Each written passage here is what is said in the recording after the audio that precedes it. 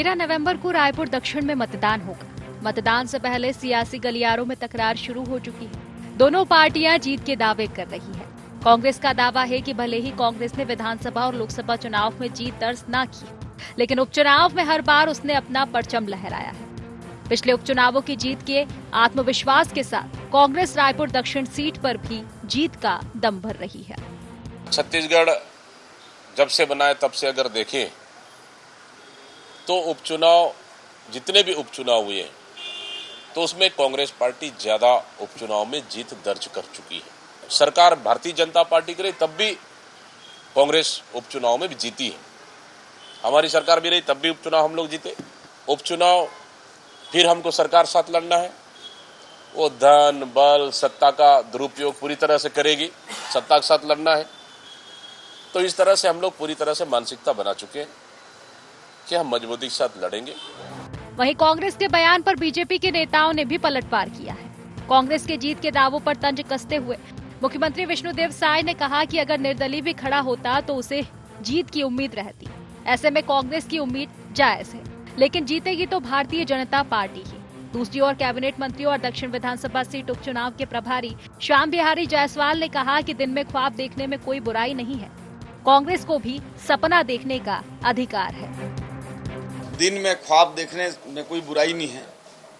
कांग्रेस भी अपने सपने देख रही है, सपना देखने को उसको भी अधिकार है।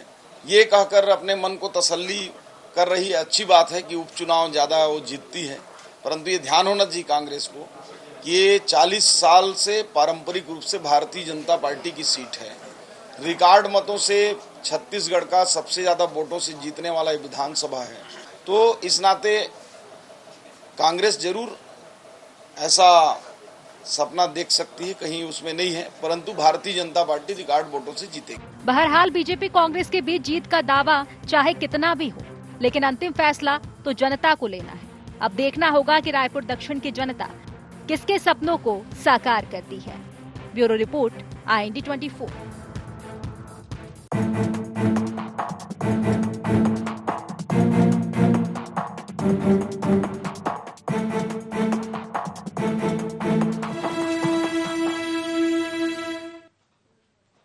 नमस्कार, स्वागत है आपका। गुहार छत्तीसगढ़ देख रहे हैं आप। मैं हूं आपके साथ प्रशिता शर्मा। उपचुनाव में किसका दाव? छत्तीसगढ़ में उपचुनाव का बिगुल बजने के बाद से ही राजनीतिक सरगर्मियां तेज हो रही है। दक्षिण में कांग्रेस अपना परचम लहराने के लिए तैयारियां पूरी कर चुकी है। कांग्रेस ने इस बीच एक बयान में छत्तीसगढ़ के उपचुनाव में सबसे अधिक जीत दर्ज करने की बात कही है। पुराने रिकॉर्ड वो बता रही है। कांग्रेस के बयान से एक बार फिर राजनीतिक गलियारों में सियासत की बयार बहना शुरू हो गई है। तो वहीं बीजेपी ने इस पर पलटवार किया है कि निर्दलीय भी चुनाव लड़ता है तो उसको अपनी जीत का दावा वो करता है और कांग्रेस करे, कोई परेशानी नहीं है इसमें। लेकिन रायपुर दक्षिण विधानसभा सीट बीजेपी का गढ़ थी, है और रहेगी। दोनों ही पार्टियां अपने अपने दाव चल रही है। लगातार बैठकों का दौर भी चल रहा है, रणनीतियां बनाई जा रही है। आज इस डिबेट में यही चर्चा करेंगे कि उपचुनाव में किसका दाव चलने वाला है। उससे पहले जान लेते हैं गुहार के पॉइंट्स क्या है। रायपुर दक्षिण के उपचुनाव में चलेगा किसका दाव? उपचुनाव के पिछले ट्रैक से कांग्रेस क्यों लगा रही उम्मीद? किस आधार पर जीत के लिए 100% आश्वस्त है बीजेपी? प्रत्याशी या मुद्दे, किस पर फोकस रहेगा उपचुनाव?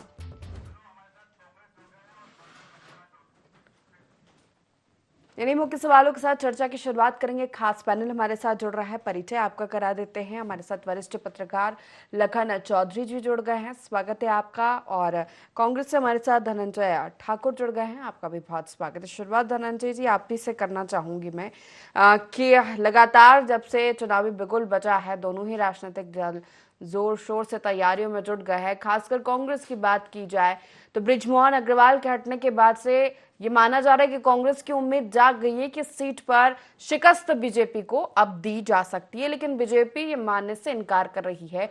बीजेपी का कहना है कि ये गढ़ बीजेपी का था और रहेगा। हालांकि आप अब पुराने अपने रिकॉर्ड्स बता रहे, उपचुनाव के स्ट्राइक रेट बता रहे हैं कि कांग्रेस हमेशा जीतती आई है, भले ही लोकसभा विधानसभा चुनाव ना जीते। पिस्ता जी, दक्षिण विधानसभा में जो उपचुनाव है ये भारतीय जनता पार्टी की यहाँ उल्टी गिनती शुरू होगी। जिस प्रकार से आप रिकॉर्ड देखते हैं कि उपचुनाव में कांग्रेस पार्टी का पक्ष हमेशा भारी रहा है और प्रदेश में जितने भी उपचुनाव हुए उसमें कांग्रेस पार्टी भारतीय जनता पार्टी से ज्यादा उपचुनाव में जीत दर्ज कराई है। और दक्षिण विधानसभा की अगर हम बात करते हैं तो इस बात को मुझे स्वीकार करने में कोई दिक्कत नहीं है कि बृजमोहन अग्रवाल जी वहां लगातार जीतते रहे हैं और इस बात को कहने में भी मुझे कोई गुरेज नहीं है कि वहां बृजमोहन अग्रवाल जी जीतते थे, भारतीय जनता पार्टी कहीं नहीं जीतते रही है। क्योंकि जब भी वहां दक्षिण विधानसभा के चुनाव के परिणाम आए हैं उसके बाद जब नगर निगम के चुनाव हुए हैं वहां भारतीय जनता पार्टी के जो पार्षद के प्रत्याशी उनकी करारी हार हुई है।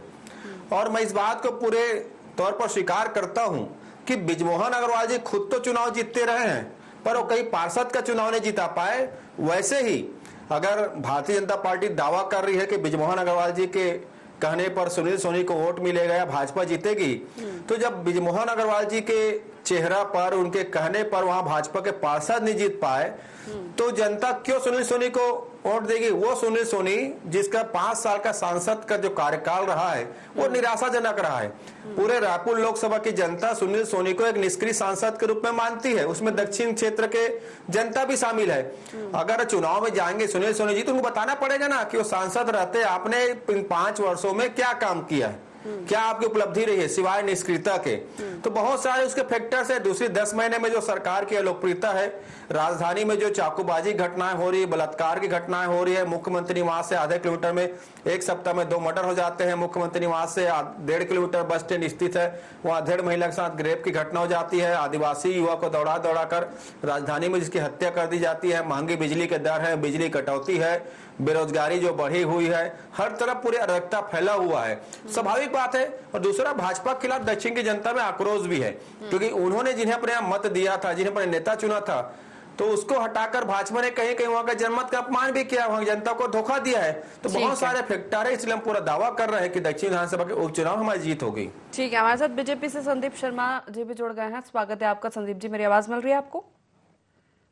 जी मिल रही है। जी, आपसे सवाल मेरा यही है सीधा सा कि आखिर किस आधार पर बीजेपी को 100% जीत की उम्मीद है दक्षिण सीट पर?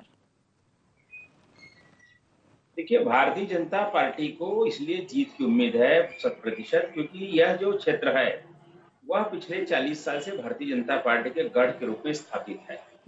और पुरानी बस्ती जो क्षेत्र है, ये जो हमारा जो विधानसभा है, दक्षिण विधानसभा, यहाँ का तासीर ही जो है भारतीय जनता पार्टी के पक्ष में है। और लगातार यहाँ पर बृजमोहन अग्रवाल जी जो यहाँ पर 8 बार से लगातार हमारे विधायक रहे हैं और उन्होंने जिस ढंग से डोर टू डोर घूम करके और घर घर में उनके जो संपर्क हैं और जिस ढंग से उन्होंने पूरे क्षेत्र में विकास किया है, इसके कारण यह क्षेत्र जो है एक तरह से भाजपामय है। और यही हमारा सबसे बड़ा आधार है कि एक तो भाजपामय क्षेत्र है। हमारे वरिष्ठ नेता बृजमोहन अग्रवाल जी के इस बार निश्चित रूप से पूरा चुनावी मैदान पर आ गए हैं, हमारे प्रत्याशी की घोषणा हो चुकी है। और हमारे विष्णुदेव साय की सरकार, हमने जो मोदी जी के नेतृत्व में जो हमने मोदी गारंटी यहाँ पर दी है, उस पूरी गारंटी को 100% हमने हमारी सरकार बनने के बाद लागू किया है। और ये तमाम बातें जो इस बात के लिए हमको मतलब प्रोत्साहित कर रही है कि भारतीय जनता पार्टी निश्चित रूप से इस चुनाव को बड़े मार्जिन से जीतेगी। इसमें कहीं किसी को कोई संदेह और शक की कोई गुंजाइश नहीं है। इसलिए अगर कि कोई भी व्यक्ति इस तरह से अनर्गल बातचीत करता है भारतीय जनता पार्टी के विषय में, और जैसे कि मैं लगातार सुन रहा हूँ कि भारतीय जनता बातें पार्टी तो ये भी हो रही थी कि यही समझ में नहीं आ रहा है कि ये सीट बीजेपी की सीट है या बृजमोहन अग्रवाल की। भारतीय जनता पार्टी की है। बृजमोहन अग्रवाल जी भारतीय जनता पार्टी के नेता हैं, इसलिए आप मानिए कि भारतीय जनता पार्टी की सीट है।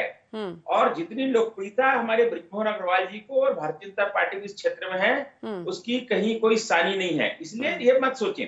दूसरी बात, ये लगातार कांग्रेस पार्टी के लोग जिस ढंग से प्रत्याशी को लेकर के, जो हमारे घोषित प्रत्याशी हैं, उनको लेकर के जो भ्रम फैलाने की कोशिश कर रही हैं, वह इनके मानसिक हताशा का परिचायक है। अरे आप मैदान पर आइए, अपने प्रत्याशी लेकर के आइए, आप अपने कार्यक्रम की घोषणा करिए, आप अपनी बात बताइए कि आप में ऐसी क्या बात है, क्या खूबी है कि लोग आप वोट दें। सुबह शाम एक बात 3 दिन से लगातार उटपटांग तरह की जो बात कर रहे हैं वह बहुत निंदनीय है। और यही इस बात का प्रमाण है कि भारतीय जनता पार्टी के द्वारा प्रत्याशी घोषित करने के बाद कांग्रेस कितना बुरी तरह से हताशा में डूब चुकी है और उन्होंने एक तरह से हताशा के आड़ में अपनी पराजय स्वीकार ली है और लगातार अभी तक उनके प्रत्याशी का कोई अता पता नहीं है और इस तरह से बिल्कुल ये बात सवाल कर रहे हैं। का जवाब लूंगी मैं धनंजय जी से, क्योंकि दीपक बैत ने कहा था कि हो सकता है कि आज शाम तक प्रत्याशी की घोषणा हो जाए, लेकिन अब तक हुई नहीं है। उसके पहले लखन जी से इस पर प्रतिक्रिया। दक्षिण उपचुनाव की जो जंग है वो दिलचस्प होती जा रही है, क्योंकि एक तरफ बीजेपी के लिए भी बड़ा सवाल है कि बीजेपी का गढ़ लंबे समय से रही है, तो निश्चित ही बीजेपी इसे अपने हाथ से नहीं जाने देगी। तो कांग्रेस के लिए उम्मीद जागी है बृजमोहन अग्रवाल के हटने के बाद से। क्या लगता है आपको, किस तरह का माहौल नजर आ रहा है फिलहाल? जी, निश्चित तौर पर देखिए 40 साल तक जो है कोई व्यक्ति एक सीट पर काबिज रहता है और उसके बाद फिर जब व्यक्ति बदलता है तो स्वाभाविक तौर पर उस सीट को लेकर जो उत्सुकता है या एक तरह से कहें कि उस सीट को लेकर जो लोगों में चर्चा है वो होना स्वाभाविक है और यही रायपुर दक्षिण विधानसभा में हो रहा है। 40 साल तक बृजमोहन अग्रवाल उस सीट से विधायक बनते रहे और अब जो है बृजमोहन अग्रवाल की जगह उन्हीं के एक विश्वसनीय जो है उन्हीं के एक कार्यकर्ता, एक कहा जाए उनके एक मातहत कहा जाए, उनको जो है उस सीट से जब पार्टी उतारती है तो स्वाभाविक तौर पर जो है इस सीट को लेकर लोगों में चर्चाएं जो है हो रही हैं। लेकिन मुझे लगता है कि देखिए कांग्रेस अभी प्रत्याशी की घोषणा नहीं करी है। अभी आज ये खबर थी कि आज शाम तक शायद प्रत्याशी की घोषणा हो या देर रात तक हो जाए, लेकिन अभी तक के स्थिति के आधार पर यदि अंदाजा लगाया जाए तो मुझे लगता है कि तैयारियों की दृष्टि से, संगठन की दृष्टि से बहुत सारे मामलों में लोगों का कहना है, सूत्रों का कहना है कि भाजपा जो है आगे है। लेकिन जैसा कि आपने भी कहा और बहुत सारे लोग भी कहते हैं कि ये सीट परंपरागत रूप से बृजमोहन अग्रवाल की थी। अब पार्टी इसमें कितना परफॉर्मेंस करती है, सुनील सोनी को लोग कितना जो है पसंद करते हैं, नापसंद करते हैं, ये एक मुद्दा जरूर हो सकता है और कांग्रेस इस मुद्दे को लेकर भी आगे बढ़ रही है। और कांग्रेस जो है इस सीट को लेकर जिस तरह से तैयारियों की बात की जा रही है तो कांग्रेस के लिए निश्चित तौर पर एक मौका है कि 40 साल बाद जब कोई पार्टी का व्यक्ति बदल रहा है तो उसके लिए जो है पार्टी पूरी ताकत लगाए, पूरी कोशिश करे। ये उम्मीद इसलिए भी है कि पुराने रिकॉर्ड्स लखन जी यहाँ पर कांग्रेस दिखा रही है। हालांकि ऐसा बहुत कम होता है उपचुनाव में कि विपक्ष जीत दर्ज करे कोई भी सीट हो, लोकसभा या विधानसभा की, लेकिन जो पुराने रिकॉर्ड से कांग्रेस के उपचुनाव में जीत दर्ज की है उसने सत्ता में नहीं होने के बावजूद वो दिखा रही है और इसीलिए कांग्रेस की उम्मीद और बढ़ जाती है। देखिए ऐसा नहीं है। देखिए पिछले 5 बार जब भूपेश बघेल की सरकार थी तो 5 उपचुनाव कांग्रेस ने जीते थे। इसके पहले भी जो उपचुनाव हुए थे 15 साल रमन सिंह के कार्यकाल में, उसमें कुछ जगह कांग्रेस ने या विपक्ष ने सीटें जीती थी, इसलिए क्योंकि वो एक तो अजीत जोगी और महेंद्र कर्मा जो जिनका गढ़ था वो उसमें उन्होंने जीत दर्ज की थी। कमोबेश बाकी जो सीटों में भाजपा ने ही जीती थी। देखिए ये एक तय रहता है कि जो सत्ताधारी दल है लगभग जो है 90% स्ट्राइक रेट उसी का रहता है कि सत्ताधारी दल ही उपचुनाव जीतती है और 1-2 सीट जिसमें कद्दावर लोगों का जो है वर्चस्व रहता है, जैसे कि दक्षिण में बृजमोहन अग्रवाल का रहा है, उधर मरवाही तरफ अजीत जोगी का रहा है, इधर दंतेवाड़ा में महेंद्र कर्मा का रहा है, तो ये कुछ अपवाद जो होते हैं उनको आप छोड़ दीजिए। अन्यथा ये होता है कि उपचुनाव में जो सत्ताधारी दल है वो जीतती है और भूपेश बघेल भी 5 साल 5 उपचुनाव जीतकर जो है दिखा दिए थे, विपक्ष को एक भी सीट नहीं मिल पाई थी। तो ये एक अलग मैटर है। देखिए उपचुनाव में कौन जीतता है नहीं जीतता है वो एक अलग मैटर है, लेकिन जहां हम रायपुर दक्षिण की बात करते हैं तो चाहे संगठन के मामले में हो, चाहे पार्टी के कामकाज के मामले में हो, अभी तक का जो ट्रेंड्स है वो भाजपा के पक्ष में दिखता है। अलग बात है कि चुनाव में देखिए कुछ भी हो सकता है, तो चुनाव में इसलिए जो है कांग्रेस यदि पूरी ताकत के साथ, प्रतिष्ठा के साथ जो है इस चुनाव को लड़ती है तो निश्चित तौर पर कांग्रेस के लिए अच्छी बात होगी और कांग्रेस को लड़ना भी चाहिए, क्योंकि अपनी प्रतिष्ठा को बचाने के लिए कांग्रेस को जिस तरह से हरियाणा में, छत्तीसगढ़ में अप्रत्याशित हार का सामना करना पड़ा, तो उससे कांग्रेस के कार्यकर्ताओं में एक तरह से निराशा का माहौल है। तो यदि इस सीट को जीतने में कामयाब हो जाती है कांग्रेस, तो मुझे लगता है ये कांग्रेस के लिए एक बहुत बड़ी, बल्कि इतनी बड़ी उपलब्धि होगी जिसको वो आगामी चुनाव में तमाम जो है राज्यों में भी इसको दोहरा सकती है कि भाजपा को सत्ता में रहते हुए हम किस कदर हरा सकते हैं। लेकिन उसकी संभावनाएं देखिए बहुत कम लगती हैं, क्योंकि बृजमोहन अग्रवाल जिस बड़े भारी अंतर के साथ चुनाव जीत दर्ज किए हैं, तो कांग्रेस फिलहाल उस जीत के अंतर को यदि कम करके जितना कम से कम कर लेती है, तो भी ये कांग्रेस के लिए मुझे लगता है कि बड़ी उपलब्धि मानी जाएगी। ठीक है धनंजय जी, पहले दीपक बैच कहे थे कि आज उम्मीदवार की घोषणा हो जाएगी, तो अब देखेंगे कल हमारे यहाँ पे पीसी की बैठक हुई है, उसके बाद हमने नामों की सूची, चूंकि एआईसीसी से डिक्लेरेशन होना है और आज हमारे एआईसीसी में बैठक चल रहा है महाराष्ट्र के चुनाव को लेकर, झारखंड के चुनाव को लेकर और जहां जहां लोकसभा के उपचुनाव हैं, विधानसभा के उपचुनाव, सबकी सूची। तो स्वाभाविक बात है देर रात तक ये सूची जारी हो जाएगी और कांग्रेस पार्टी पीछे 2 महीने से दक्षिण विधानसभा उपचुनाव की तैयारी में जुटी हुई है। आप देखेंगे वहां पे हमारे चुनाव संचालन समिति बन चुका है, वहां पे हमारे वार्ड स्तर के प्रभारी नियुक्त हो चुके हैं, बूथ स्तर कमेटियां बन गई है, हमारे कार्यकर्ता सम्मेलन हो गया है, आज कंट्रोल रूम की भी स्थापना कर दी गई है। तो लगातार हम अपने डे टू डे प्रोग्राम को वहां पे डेवलप कर रहे हैं और हम प्रत्याशी भी जो बनना है हमारा वो आज रात तक क्लियर हो जाएगा और बहुत जल्द हम जब नामांकन की प्रक्रिया पूरी हो जाएगी उससे सारे के सारे हमारे नेता आपको दक्षिण विधानसभा उपचुनाव के मैदान में दिखेंगे। सबको जिम्मेदारियां तय कर दी गई है कि कौन कहां पर किस प्रकार से जिम्मेदारियों का निर्वहन करेगा और पूरे कांग्रेस के एक ही लक्ष्य है कि दक्षिण विधानसभा उपचुनाव को जीतना। अभी मैं सुन रहा था लखन चौधरी जी को, संदीप शर्मा जी को, भाई अगर सुनील सोनी जी निष्क्रिय है और इस रायपुर लोकसभा की जनता उसको निष्क्रिय मानती है तो स्वाभाविक बात है निष्क्रिय है। अगर वो कोई काम करते तो उसको सक्रिय मानते और अगर सक्रिय होता तो भारतीय जनता पार्टी लोकसभा चुनावों से टिकट तो नहीं काटती। भारतीय जनता पार्टी के आंतरिक सर्वे में सुनील सोनी को सबसे ज्यादा निष्क्रिय माना गया है। अब उसके बाद इस बात को मुझे स्वीकार करने में कोई एतराज नहीं, क्योंकि आप अपना हार आप स्वीकार करोगे तो जीत के लिए आप आगे बढ़ोगे। हम इस बात को मानते हैं कि दक्षिण विधानसभा में बृजमोहन अग्रवाल जी एक मजबूत लीडर थे। अब चूंकि दक्षिण में तो नहीं रहे, तो सांसद बन चुके हैं और मैं तो कह रहा हूँ ना कि दक्षिण विधानसभा में बृजमोहन अग्रवाल जी मंत्री भी रहे, बृजमोहन अग्रवाल जी विधायक भी जब रहे, उसी दौरान तो पार्षदों का चुनाव होता था ना, तो क्या बृजमोहन के कहने पर वहां की जनता क्या पार्षदों को वोट कर दी? क्या क्यों नहीं की? भाई जनता का समर्पण बृजमोहन के प्रति था, लेकिन भारतीय जनता पार्टी के प्रति नहीं था। इसीलिए आज हम कह रहे हैं ना, जब सुनील सोनी निष्क्रिय सांसद है, 5 साल कार्यकाल जनता ने उनको देखा है और पूरी तरीके से नाकाम साबित हो गए, भाजपा तो बृजमोहन जी कहेंगे, कोई भी कहे, कौन उनको वोट देगा? इसीलिए बृजमोहन अग्रवाल तो थे हो गए, अब दक्षिण सीट से आप सांसद बन गए तो अब कुछ बचा नहीं है उधर। क्या है कि अब कांग्रेस के लोग जो हैं, हमारे धनंजय भाई मुगालता में है, तो उसके लिए मैं क्या कर सकता हूँ। लेकिन मैं बताता हूँ कि कोई भी व्यक्ति जो है, पार्टी अपने विश्वसनीय कार्यकर्ता को टिकट देती है सभी पार्टी में। मैं यही की बात नहीं कर रहा हूँ। हमारे सांसद रहते जो इस लोकसभा के लिए किए होंगे, सीनियर लीडर है भारतीय जनता पार्टी, वो अनेक बार पार्षद जीते हैं, वो महापौर रहे हैं, वो सांसद रहे हैं। सांसद भी जब बने तो बहुत बड़े मार्जिन से जीते थे वो। तो रायपुर अपने दक्षिण विधानसभा का, वो तो कह रहे कि काम नहीं किया, इसलिए इस बार उन्हें सांसद का टिकट नहीं दिया गया। प्रसीता जी देखिए, पार्टी जो है अपने स्ट्रेटेजी के तहत जो है निष्क्रिय है या सक्रिय वाला विषय नहीं रहता। हर एक कार्यकर्ता को कब कहाँ पर कैसा उपयोग करना है, किस कार्यकर्ता को हमको कौन सा नया काम देना है, यह हमारे वरिष्ठ नेता तय करते हैं और उसके आधार पर किसको कहाँ चुनाव लड़ाना तय करते हैं। और हमारे बहुत से नेता हैं जिनको इस बार पार्टी ने टिकट नहीं दी, लेकिन तो दूसरे स्थान पर उनको उपयोग किया जा रहा है। और इसी तरह से बात करते हैं, अभी जब सुनील सोनी की टिकट रहती है तब ये बात करते हैं, और जिस समय बृजमोहन जी को लोकसभा लड़ाया तब कांग्रेसी कुछ और बात करते थे।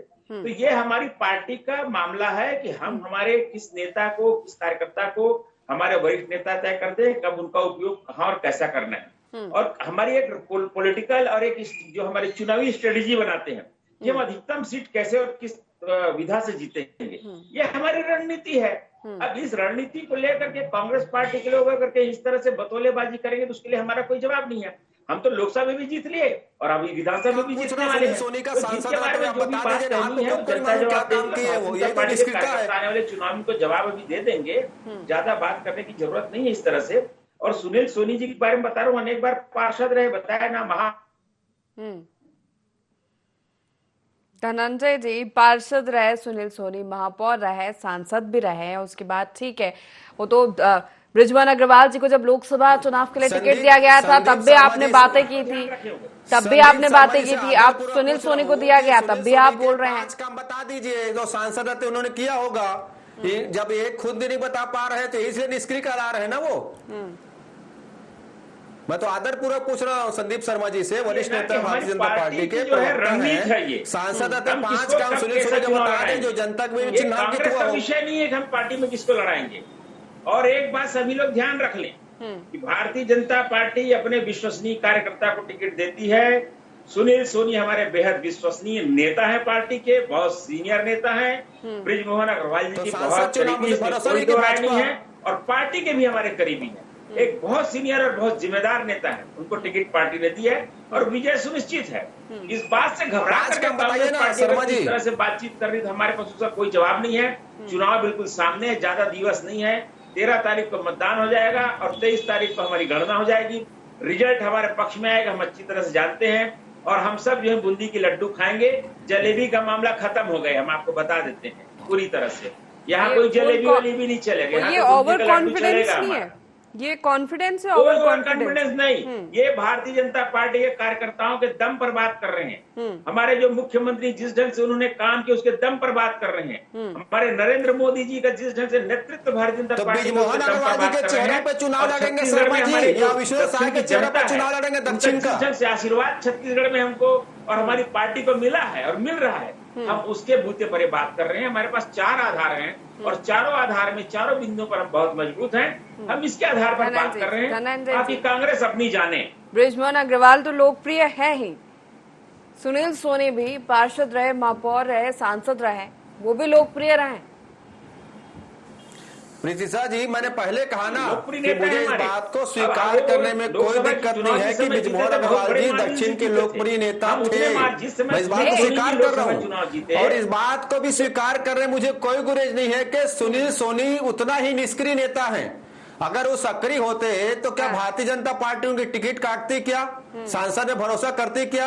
अभी संदीप भाई बोल रहे थे वो कह रहे कि वो बीजेपी का मामला है, वो पार्टी की रणनीति है, वो किसी को भी टिकट दे, सब कार्यकर्ता है, सब काम कर रहे हैं, कांग्रेस का विषय नहीं है। कांग्रेस का उम्मीदवार अब तक नहीं सामने आ पाया है। हमारा उम्मीदवार आ जाएगा ना, जो सुनील सोनी जी को पक्का नहीं देंगे, लेकिन अगर भरोसा भाजपा को होती तो क्या सांसद का टिकट काटते? क्या भाजपा को खुद पे सोने पे भरोसा नहीं है? और मैंने संदीप से पूछा भी है कि 5 साल में सुनील सोनी ने कोई ऐसा सक्रिय काम किया हो, बता दीजिए। ये भी नहीं बता पा रहे हैं। भाजपा के प्रवक्ताओं के सुनील सोनी ने क्या काम किया नहीं मालूम, तो जनता को क्या मालूम होगा? इसलिए निष्क्रिय कहा जाता है ना, इसलिए उनको निष्क्रिय कहा जाता है। ठीक है, लखन जी से प्रतिक्रिया। इस पर देखिए अभी चर्चाएं जो चल रही है, माहौल जो समझ में आ रहा है वो ये है कि अभी फेस जो है प्रत्याशी का वो सामने है।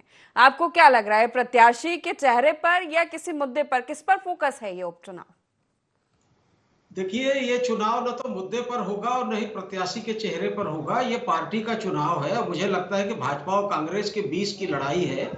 और ये बात ठीक है कि पब्लिक में परसेप्शन है कि सुनील सोनी जी है बहुत ज्यादा सक्रिय जो है राजनीतिज्ञ नहीं रहे हैं, और लेकिन उनकी छवि स्वच्छ है। ये कभी उन पर कोई बड़ा दाग नहीं लगा है और बहुत ही सुलझे हुए और जो है स्वच्छ छवि के नेता माने जाते हैं। ये अलग बात है कि बहुत सारे मामलों को लेकर जो है उनकी सक्रियता कभी खास तरह से नजर नहीं आई, और जो है पार्टी के दम पर जो है वो चुनाव जीतते रहे हैं। लेकिन इसके बावजूद स्वच्छ छवि के एक नेता माने जाते हैं, और पार्टी का, संगठन का उनको लाभ मिलता रहा है अभी तक के, चाहे वो मेयर रहे हो तब भी या सांसद रहे हो तब भी। दूसरी ओर देखिए, कांग्रेस की दिक्कत ये है कि कांग्रेस जो है सुनील सोनी के अगेंस्ट में अभी तक जो खबरें हैं उसके हिसाब से एक बिल्कुल नए चेहरे को उतारने जा रही है, बिल्कुल युवा चेहरा है। और उसकी जो क्रेडिबिलिटी है वो सुनील सोनी के सामने जो है अभी लोगों ने देखी नहीं है कि काम क्या होगा, कैसा होगा, वो किस तरह का काम करेगा। तो मुझे लगता है यहाँ पर भी थोड़ा सा कांग्रेस पार्टी थोड़ा पिछड़ती है। कांग्रेस यदि सुनील सोनी के विरुद्ध में कोई अच्छा कद्दावर, बड़े पुराने अनुभवी, किसी साफ सुथरी छवि वाले व्यक्ति को यदि उतारती चुनावी मैदान में, तो हो सकता है किसी भी तरह का एक्सपेरिमेंट कांग्रेस में यहाँ पर नुकसान पहुंचा सकता है। चुनाव हो सकता था। किसी भी तरह का एक्सपेरिमेंट नुकसान पहुंचा सकता है कांग्रेस को।